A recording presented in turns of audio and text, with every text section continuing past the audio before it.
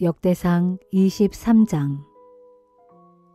다윗이 나이가 많아 늙었을 때 자기 아들 솔로몬을 이스라엘의 왕으로 세웠다. 다윗은 또 이스라엘의 모든 지도자들과 제사장들과 레위 사람들을 불러 모았다.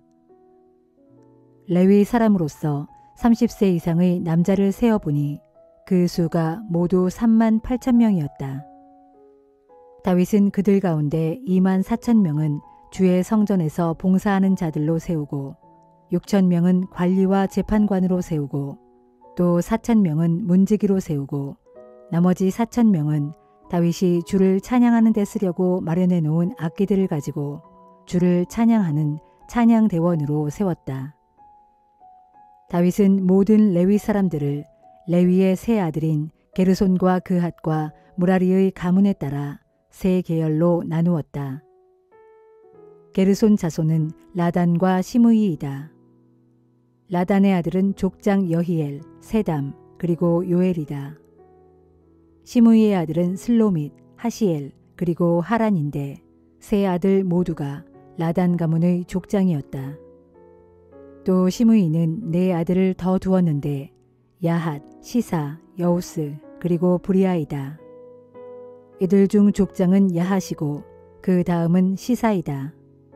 첫째 야핫과 둘째 시사는 자손이 많았지만 여우스와 브리아는 자손이 적어서 두 가문이 합하여 한 족장을 세우고 성소의 임무도 한 집안의 몫을 맡았다. 그핫의 아들은 아므람, 이스할, 헤브론, 그리고 우시엘로 모두 4명이다. 아므람의 아들은 아론과 모세이다. 아론과 그의 자손들은 특별히 구별되어 주를 섬기는 가장 거룩한 제사장 직분이 맡겨졌다. 오직 그들만이 주 앞에 나아가 제단에서 제물을 바치고 향을 피우며 이스라엘 백성에게 주의 이름으로 복을 빌어줄 수 있었다. 또 하나님의 사람인 모세의 아들들은 레위 지파에 속하였다. 모세의 아들은 게르솜과 엘리에셀이다. 게르솜의 아들 가운데 족장은 스부엘이다. 엘리에셀의 아들 가운데 족장은 르하비아이다. 엘리에셀은 외아들 르하비아만을 두었지만 르하비아는 아들들을 많이 두었다. 이스할의 아들 가운데 족장은 슬로밋이다. 헤브론의 아들들은 이렇다. 첫째가 여리야, 둘째가 아마랴, 셋째가 야하시엘, 그리고 넷째가 여가무함이다. 우시엘의 아들은 첫째가 미가이고 둘째가 이시야이다. 무라리의 아들은 마흘리와 무시이다. 또 마흘리의 아들은 엘르아살과 기스이다. 엘르아살은 아들 없이 죽었고 딸들만 두었는데 그의 딸들은 기스의 아들인 사촌 오라비들과 결혼했다. 무시의 아들은 3명인데 마흘리, 에델, 그리고 여레못이다. 이상은 각자 자기들의 가문에 따라 등록된 20세 이상 된 레위 지파의 족장들로서 주의 성전 일을 맡게 된 사람들이다. 다윗은 이렇게 말했다. 이스라엘의 하나님 주께서는 자기 백성에게 평안을 주시고 또한 그분 자신도 예루살렘에 영원히 계실 것입니다. 그러므로 앞으로는 레위 사람들이 더 이상 성막이나 그분을 섬기는 데 쓸 기구들을 어깨에 메어 옮길 필요가 없을 것이요. 다윗의 유언에 따라 20세 이상 된 레위 자손들은 인구 조사를 통해 그 수효가 모두 등록되었다. 레위 사람들이 주의 성전에서 해야 할 일들은 아론의 자손인 제사장들을 돕는 일이었다. 그래서 제사장들의 지시에 따라 성전의 뜰과 곁방들을 관리하고 거룩한 기구들을 깨끗이 유지하며 성전에서 주를 섬기는 일에 필요한 여러 다른 일들을 수행하는 것이었다. 또 레위 사람들은 상위에 매일 진열해 놓을 빵을 차리는 일, 곡식 제물로 바칠 밀가루를 관리하는 일, 누룩을 넣지 않은 빵을 반죽하고 굽는 일, 그리고 각종 제물을 저울로 달아보고 자로 재는 일을 맡아서 했다. 또 그들은 언제든지 준비하고 있다가 아침 저녁으로 주님께 감사와 찬양을 드렸고 안식일과 매월 초하루와 이스라엘의 모든 절기 때에는 번제를 드리되 모세의 율법에 정해진 규례에 따라 제물을 바쳤다. 이렇게 레위 사람들은 회막과 성소를 보살피는 일과 또 자기 형제들인 아론의 자손들 곧 제사장들을 도와 주의 성전에서 주를 섬기는 일을 수행하는 책임을 맡았다.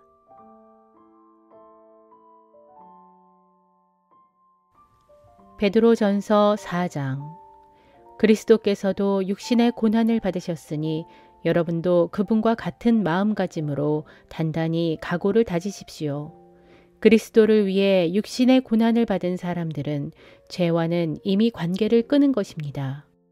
이제부터는 이 세상에서 육신으로 살아갈 여러분의 남은 생애를 인간의 악한 욕망에 따라 살지 말고 오직 하나님의 뜻에 따라 살아가도록 하십시오. 여러분도 과거에는 믿지 않는 이방 사람들이 하던 대로 방탕과 정욕과 술 취함과 흥청망청 퍼마시고 떠드는 향락과 잔치를 즐겼으며 또 무엇보다도 가증스러운 우상 숭배에 빠져 살았으니 이제 그런 것들은 지난 일들로 충분합니다. 여러분의 옛 이방 친구들은 여러분이 더 이상 그런 자극적인 방탕과 쾌락에 빠져들지 않는 것을 보고 이상하게 여기면서 여러분을 욕하고 비난합니다. 그러나 장차 그들은 산자와 죽은 자 모두를 심판하시는 분 앞에서 자기들이 행한 일들을 빠짐없이 죄다 실토해야 할 것입니다. 그래서 이미 죽은 성도들에게도 복음이 전파된 것인데 그것은 그들이 비록 육체로는 모든 사람처럼 심판을 받아 죽게 되었을지라도 영으로는 하나님의 능력을 힘입어 영원토록 살게 하시려는 것입니다.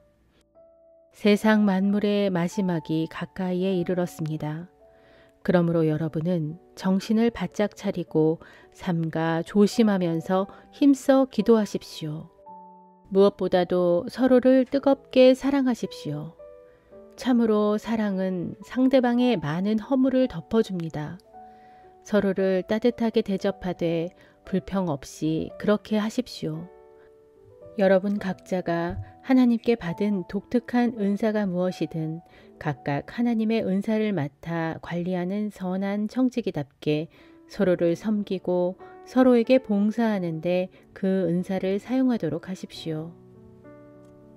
누구든지 모임에서 말씀을 전하는 사람은 오직 하나님의 말씀만을 전해야 하고 또 누구든지 봉사하는 사람은 하나님께서 공급해 주시는 힘으로 하는 것 같이 봉사하십시오. 그러면 모든 일에 하나님께서 예수 그리스도를 통해 영광을 받으실 것입니다. 하나님께 영광과 권세가 영원 무궁토록 있기를 빕니다. 아멘. 사랑하는 형제들이여, 여러분을 시험하려고 닥쳐오는 크나큰 시련이 여러분 가운데 불길처럼 일어나더라도 무슨 기이한 일이라도 생긴 양 당황하거나 놀라지 마십시오. 도리어 그런 시련을 통해 여러분이 그리스도의 고난에 함께 참여하게 된 것을 기뻐하십시오. 그러면 장차 그리스도의 영광이 나타나는 날 여러분은 또한 그리스도와 더불어 한없는 기쁨을 맛보게 될 것입니다. 여러분이 그리스도의 이름 탓에 시련을 겪고 모욕을 당한다면 참으로 여러분은 복 있는 사람들입니다. 영광의 영, 곧 하나님의 영광스러운 성령이 여러분의 마음속에 머물러 계시기 때문입니다. 그러나 여러분 가운데 아무도 사람을 죽이거나 도둑질을 하거나 악행을 저지르거나 쓸데없이 남의 일에 참견하거나 하는 따위의 일로 헛되이 고난당하는 일이 없도록 하십시오. 그렇지 않고 다만 여러분이 그리스도인이라는 이유로 세상 사람들에게 고난을 당한다면 조금도 부끄러워하지 말고 도리어 그리스도의 이름으로 당당하게 하나님께 영광을 돌리십시오.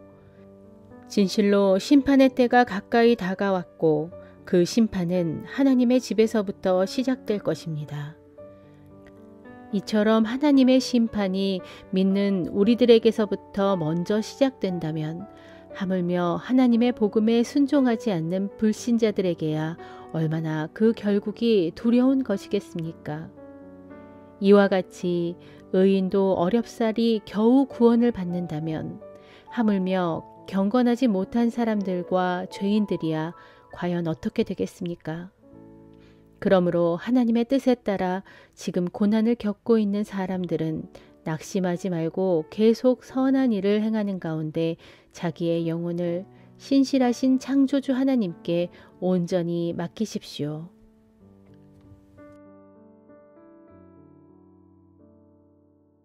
미가 2장.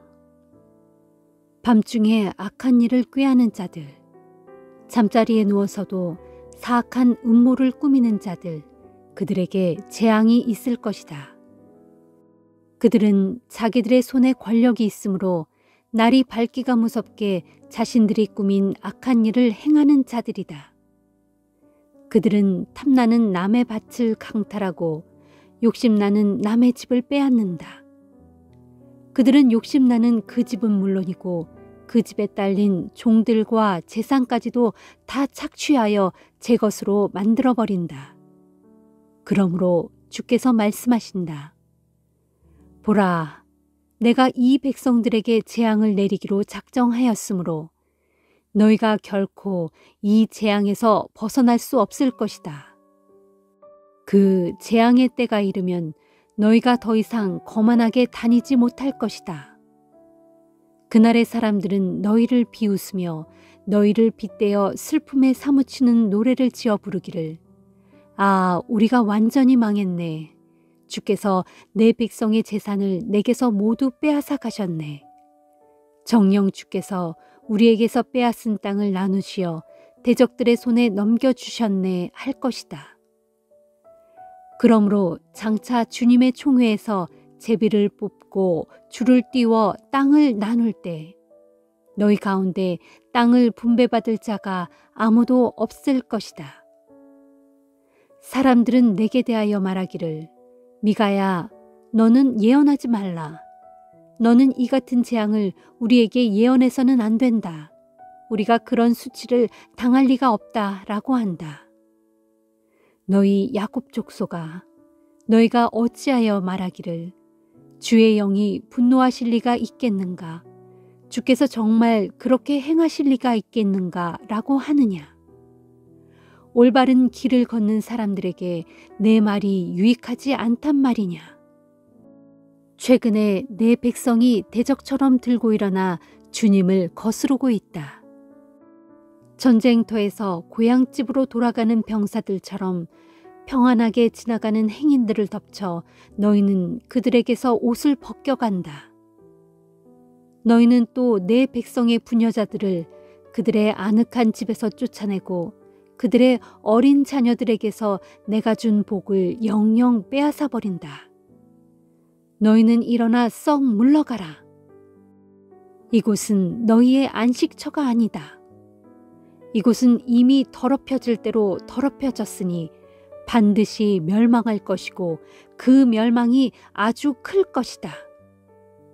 만일 어떤 자가 허풍을 떨며 거짓말로 사람들을 속여 말하기를 내가 여러분을 위해 포도주와 술에 대해 예언할 것이니 장차 여러분에게 포도주와 술이 넘쳐날 것이다 라고 예언하면 그 자는 이 백성들에게 예언자 대접을 받을 것이다. 주께서 말씀하신다. 오 야곱아, 그날에 내가 너희 무리를 틀림없이 다시 모을 것이고 이스라엘의 남은 자들을 내가 틀림없이 다시 데려올 것이다. 내가 너희를 모으되 목자가 자기 양떼를 한 울타리 안에 모으듯이 모을 것이고 푸른 초장 위에 가득 찬 양떼처럼 너희를 한 군데 다 모을 것이니 그날에 너희의 땅이 다시금 수많은 사람들의 북적대는 소리로 시끌벅적하게 될 것이다. 그날에 길을 여는 자가 너희들 앞서 올라갈 것이니 너희가 포로된 땅의 성문을 부수고 성 바깥으로 힘차게 따라 나갈 것이다. 그때에 너희의 왕이 앞장서서 걸어 나갈 것이고 나 주가 맨 선두에 서서 너희를 인도할 것이다.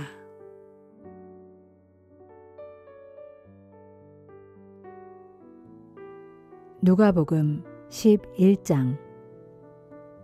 어느 날 예수께서 기도를 하고 계셨다. 기도를 마치자 제자들 가운데 한 사람이 와서 예수께 말했다. 주님, 세례 요한이 자기 제자들에게 기도를 가르친 것 같이 저희에게도 기도하는 법을 가르쳐 주십시오. 그러자 예수께서 제자들에게 기도를 가르쳐 주셨다. 너희는 기도할 때에 이렇게 말하여라. 아버지, 아버지의 이름이 거룩히 여김을 받게 하시고 아버지의 나라가 속히 임하게 하소서. 날마다 우리에게 필요한 양식을 내려주시고 우리가 우리에게 죄 지은 사람들을 용서하오니 아버지께서도 우리의 죄를 용서해 주시고 우리를 유혹에 빠지지 않게 지켜주소서. 예수께서 또 이렇게 가르치셨다. 너희 가운데 누구에게 친구가 있다고 해보자. 한밤중에 그 친구에게 가서 여보게 빵 3덩이만 구워주게. 친구가 여행 중에 우리 집을 찾아왔는데 내가 그 친구에게 내놓을 것이 없다네 하고 말하면 그 친구는 침실에서 큰 소리로 이렇게 대답할 것이다. 친구여, 제발 나를 귀찮게 하지 말게.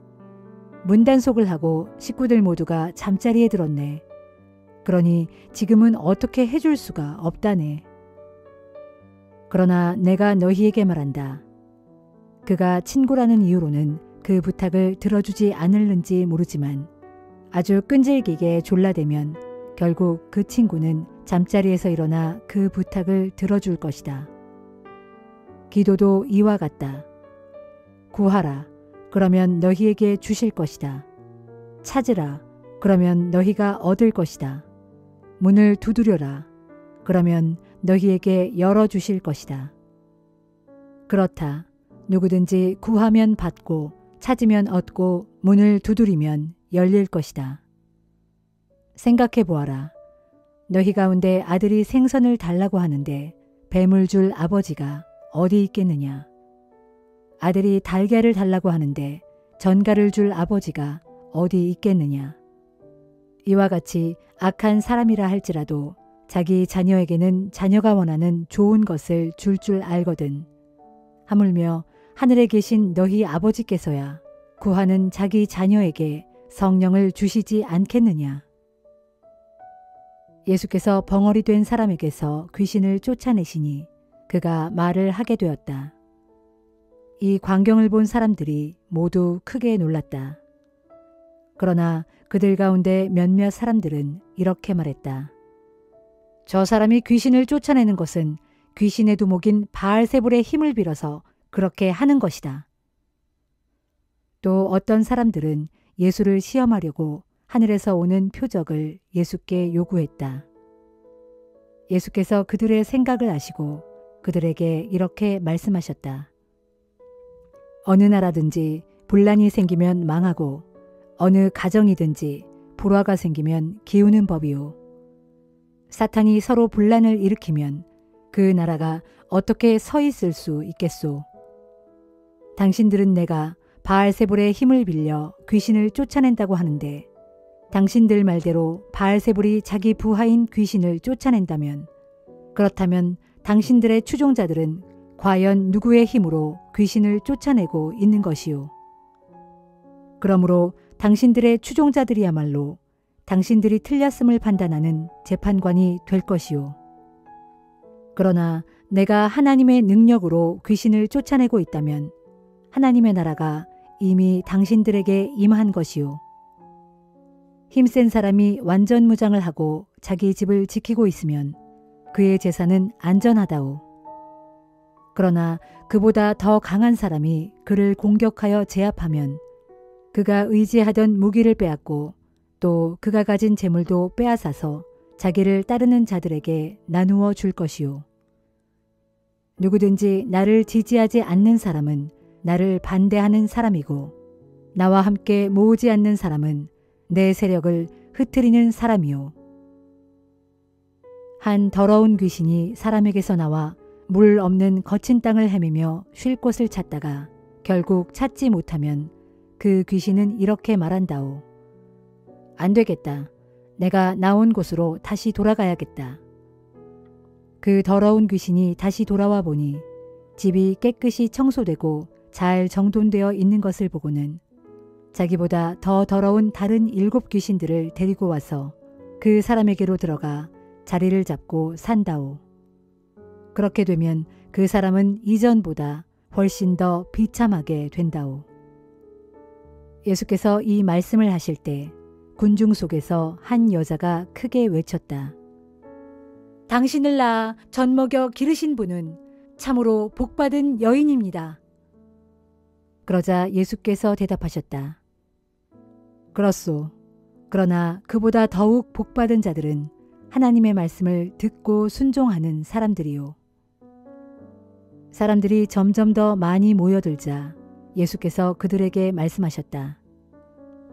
이 세대가 참으로 악합니다. 이 세대가 표적을 보여달라고 내게 요구하지만 나는 요나의 표적밖에는 보여줄 것이 없습니다.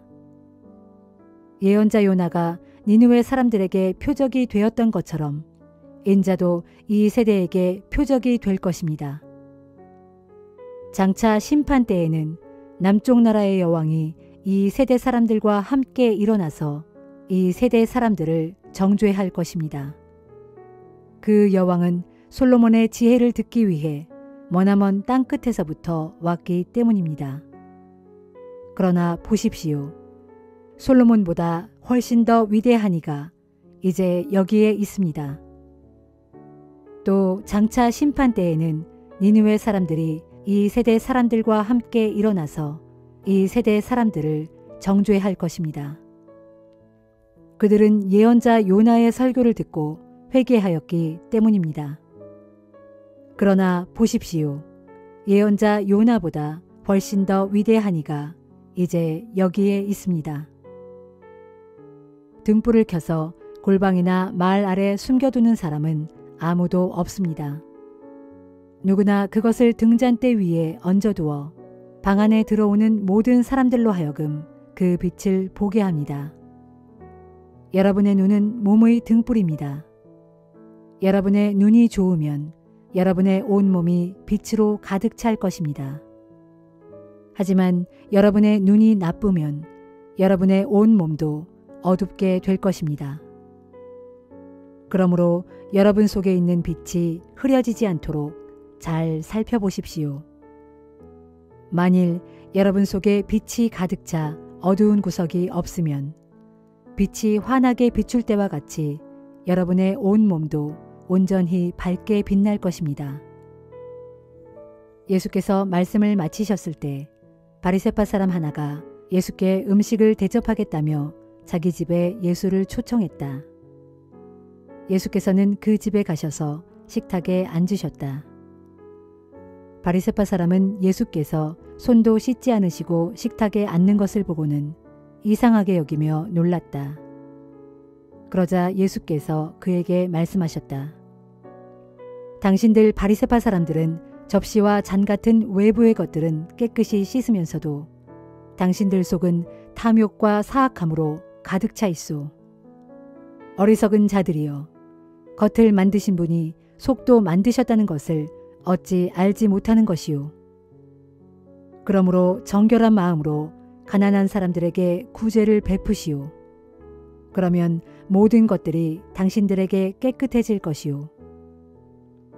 당신들 바리새파 사람들이여, 당신들에게 화가 있을 것이요. 당신들은 박하와 운향과 온갖 채소들의 11조는 꼬박꼬박 바치면서 정작 정의와 하나님께 대한 사랑에 대해서는 태만하기 이를 데 없소. 그처럼 11조도 마땅히 바쳐야 하지만 그보다 더욱 정의와 하나님께 대한 사랑을 힘써 행해야 하오. 당신들 바리새파 사람들이여, 당신들에게 화가 있을 것이오. 당신들은 회당에서는 높은 자리에 앉기를 좋아하고 시장에서는 인사받기를 즐겨하오. 마치 당신들은 평평하게 쓴 무덤 같아서 사람들이 그 위를 밟고 지나가면서도 그것이 무덤인 줄을 알지 못하오. 당신들 위선자들이여, 그러므로 무서운 심판이 당신들을 기다리고 있소. 그때 어떤 율법 교사가 그 자리에 있다가 예수께 말했다. 선생님, 그런 말씀을 하시다니 우리를 모욕하시는 겁니까? 예수께서 대답하셨다. 율법을 가르친다는 자들이여, 당신들에게 화가 있을 것이오. 당신들은 사람들에게 힘든 짐을 지라고 강요하면서 당신들 자신들은 그들을 돕기 위해 손가락 하나 까딱하려 하지 않소. 당신들에게 화가 있을 것이오. 당신들은 당신들의 조상들이 죽인 예언자들의 무덤을 세우고 그것을 꾸미고 있소. 이처럼 당신들의 조상들은 예언자들을 죽였고 당신들은 예언자들의 무덤을 꾸미고 있으니 이와 같이 당신들은 당신들의 조상들이 한 짓에 동참하고 있음을 스스로 입증하고 있소. 이 때문에 지혜로우신 하나님께서 이처럼 말씀하셨소. 내가 예언자들과 사도들을 그 백성들에게 보낼 터인데 그들은 예언자들과 사도들을 죽이기도 하고 박해하기도 할 것이다.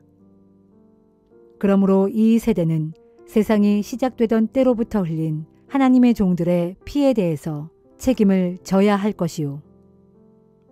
즉 아벨의 죽음으로부터 제단과 성소 사이에서 죽임당한 사가랴의 죽음에 이르기까지 그 모든 책임을 당신들이 온전히 져야 할 것이요. 당신들 율법 교사들에게 화가 있을 것이요. 당신들은 지식의 열쇠를 가로채서 당신들 자신들도 들어가려 하지 않고 또 들어가려고 하는 자들까지도 막았기 때문이요. 예수께서 그 집에서 떠나실 때 바리새파 사람들과 율법 교사들은 갖가지 질문을 던져 예수를 격렬하게 몰아붙였다. 그렇게 해서 예수께서 하시는 말씀에서 어떻게든지 트집을 찾으려고 애썼다.